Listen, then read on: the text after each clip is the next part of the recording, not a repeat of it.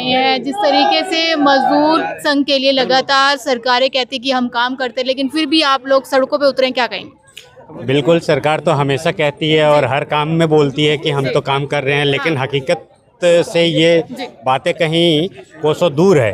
और यही कारण है कि आज ये कोसों दूर जो वो बोलते हैं और जो ये दूरियां कोसों दूर सच्चाई से रहती है, धरातल पे नहीं आती है।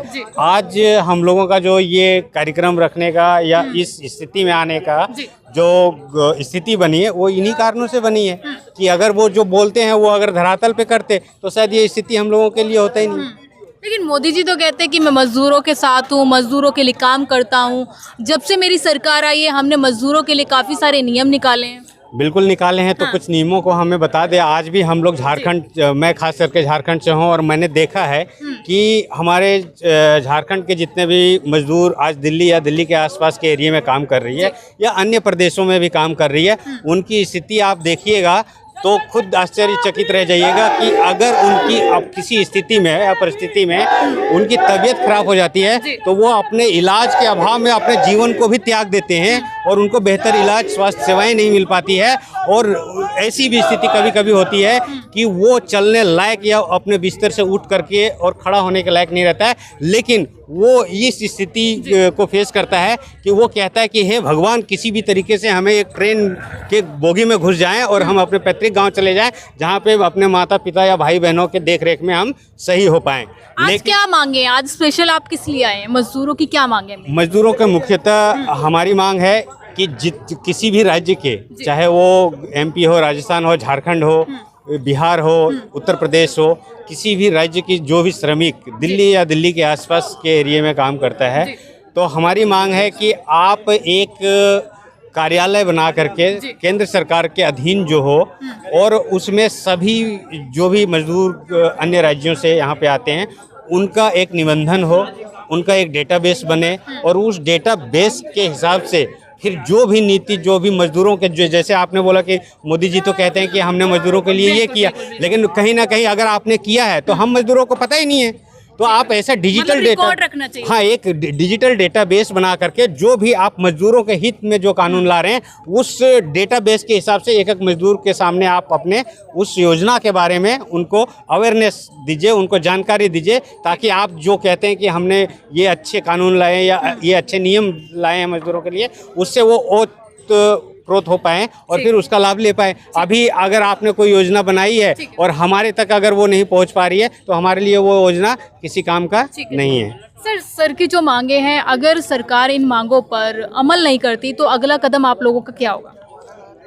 इस धरती पर एक ही है, जो गांधी जी ने किया वो हम लोग करेंगे, आंदोलन। लग रहा है आंदोलन से मांगे पूरी होंगी? अब नहीं होगी तो और कौन सा तरीका है भाई? भारत है, भारत में एक ही है कि हम शांतिपूर्ण आंदोलन करेंगे। मैं bank Mitra federation of India से राष्ट्रीय अध्यक्ष हूँ। जो छोटे बैंक होते हैं, थंब से जो पैसा निकालते हैं, तो हमारी संख्या भारत में 20 लाख है।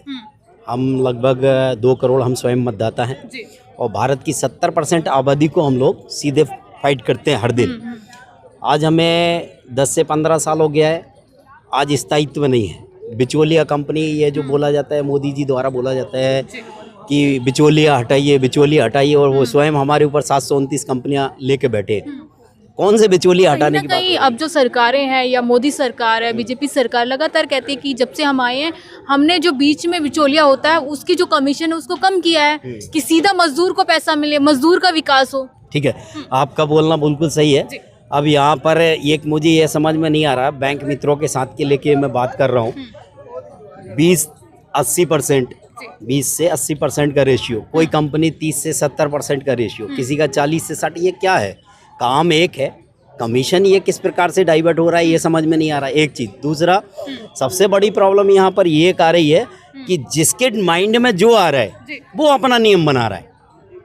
मुझे ये समझ में नहीं आ रहा है, भारत का संविधान ये कंपनियां चला रही हैं या हमारा संविधान कोई संविधान के नियम के अनुसार चल रहा है ना? आप क्या कुछ कहना चाहेंगे सर? बैंक मित्रों का शोषण हो रहा है और शोषण के खिलाफ हम लोग हमेशा आंदोलन करते रहेंगे जब तक हम लोगों की मांगे पूरी नहीं होती। मोदी जी 5,000 रुपया बोले थे, आज तक 1 रुपया नहीं मिला है। कई साल हो गया, जब से जनधन योजना आया था जी, उसी जी, समय बोले थे कि 5,000 हर एक बीसी को दिया जाएगा ग्राहक से।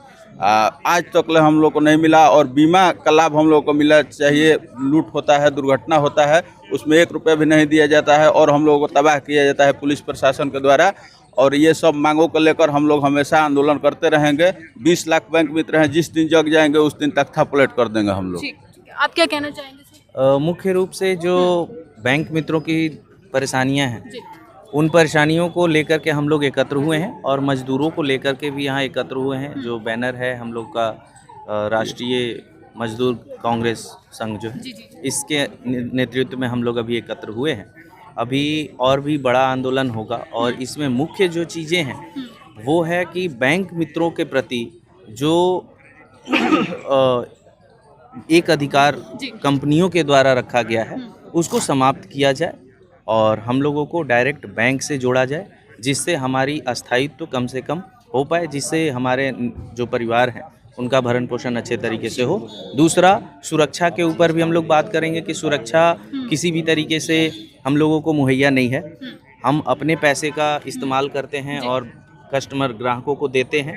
इसमें सरकार से हमें ये सुविधा अगर मिल जाए कि सरकार हमारे पास पैसे पहुंचाए और तब हम ग्राहकों को दे पाएँ, क्योंकि उसमें लूटपाट भी बहुत होती है। इसमें पुलिस प्रशासन किसी भी तरीके से हमारी मदद नहीं करती। ठीक है। तो देखिए, ये तमाम लोग हैं जो अलग अलग राज्यों से यहाँ पर पहुँचे हैं और इनकी मांगे हैं कि जिस तरीके से भाजपा सरकार यानी कि मोदी जी लगातार ये कहते हैं कि जब से हमारी सरकार आई है हमने विकास किया है, हमने मजदूरों के लिए काम किया है। लेकिन आपने सुना कि ये मजदूर खुद ये कह रहे हैं कि हमारा वो विकास नहीं हो पाया जो सरकार दावे करती है। लेकिन आप लोगों की क्या राय है पूरे खबर पर, हमें कमेंट सेक्शन में ज़रूर